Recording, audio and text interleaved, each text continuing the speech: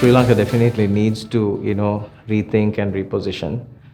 But I think in repositioning, there are a lot of different angles to it, right? We need to do a strategic repositioning, right? I think the brand of Sri Lanka has got, tarnished over the years, and especially with the events that occurred over the last couple of years.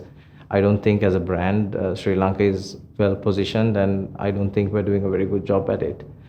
But for that to happen, I think the policymakers will actually have to go back to their drawing boards, think of the strengths that Sri Lanka has, and position it in a way that we stand out from the other Southeast Asian countries. And I think we have what it really takes to stand out. We have a lot of wealth in human capital. We have natural resources, right? And we are strategically positioned for tourism. So I think they need to really dig in, have a strategic plan, and a plan that does not change with every government or every year, and stick with it. And I think if that happens, we will be able to position Sri Lanka in a way that, where Sri Lanka was looked at when it was called Ceylon long years ago.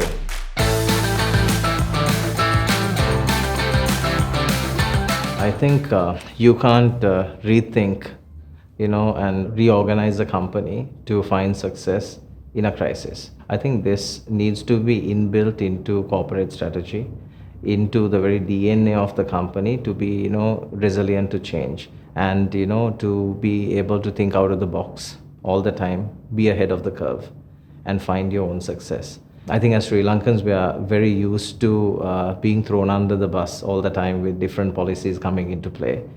So I think as a company, we have understood this. We are not a conglomerate or a multinational company. So we need to be very agile.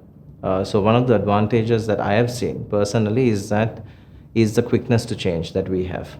We actually compete most of the time with multinational companies, which are very large, tall, structured organizations. They take quite a long time to change. So that's where we've always capitalized, where we make very fast decisions and we make decisive decisions very quickly. Not all decisions are spot on, but if we continue to make majority of our decisions which are correct, then we hit success. So I think that's the same thing which came into play during the pandemic and during the economic turmoil which we faced last year, which was one time that even I didn't have too much of answers, because forex is not something that you can create as a business who's in the local market, and as a business who does not export out of Sri Lanka. So this is where we had to really be geared internally to take advantage of whatever opportunities which are there during economic crisis. I mean, any economic situation, there are opportunities. So it's how you take advantages of that opportunity using your own strengths and getting ahead of the curve. I think that's all what we did.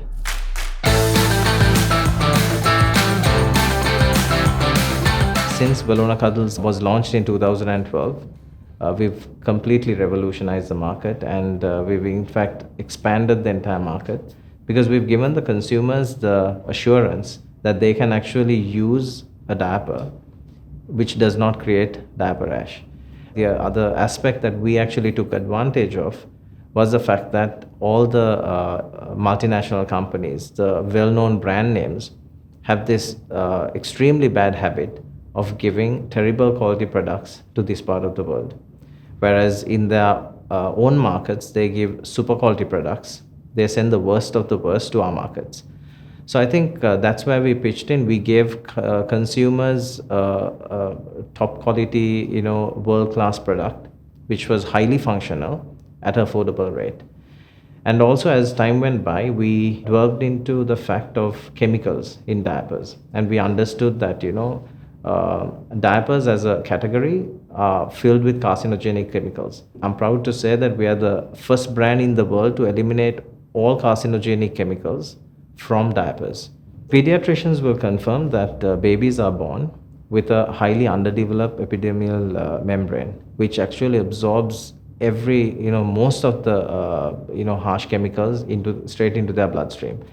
So we made sure that we took all the chemicals off from our entire sourcing process, production process, and we didn't stop there. We went ahead, we got the US FDA, we got the British Retail Consortium, and we are the only diaper in the world to have the Australian toxic free certification. So I think we've given the customers something, a product which is extremely good, extremely safe, and extremely comfortable. I think that led to the success of Bologna Cuddles. The company needs to be ready to change. And when the forex crisis hit Sri Lanka, apart from managing our own businesses as they were, we identified two key areas that were not affected by the forex crisis to the extent it affected our clothing as well as the diapers. So these two areas were to do with pharmaceuticals and to do with exports. So actually exports would help us to get the forex. So Sri Lanka is a paradise country filled with tropical fruit, and we diversified into exporting tropical fruit to export markets, as well as we still stuck to core strategy of natural products, and we diversified into more natural pharmaceutical products, which are basically aloe vera extracts and natural cough lozenges and natural remedies that help to build up your immunity.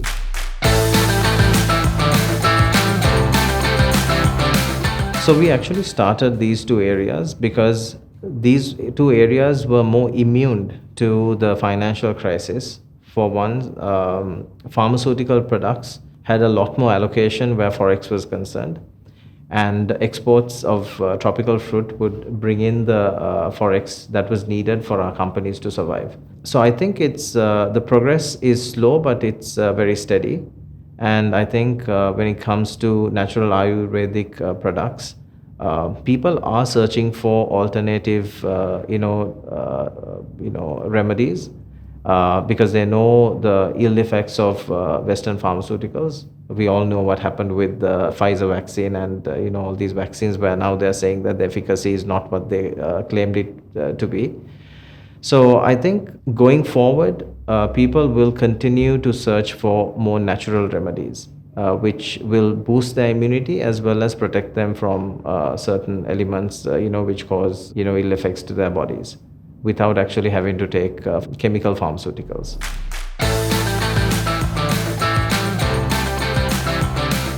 And so our strategy for growth has been very simple. We always re-engineer and give better products to the market. So we always believe in staying ahead of the curve.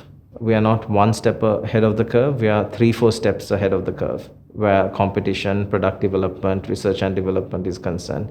We invest very heavily on research and development, and I think that is paying dividends. So about the largest bamboo diaper manufacturing company in the world, whereas none of the big brands around the world have gone into the eco space.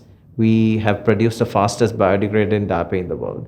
And plus, we've just come up with, these are all patented items. We've just come up with the most breathable diaper in the world, where you can blow through the diaper and knock off a candle on the other side, but still retain the water. So I think these are products for the future, especially in markets like Sri Lanka, where functionality is key, where breathability is key. I think these will make great strides, not only in Sri Lanka, but also in the Southeast Asian regions. So it has been very simple.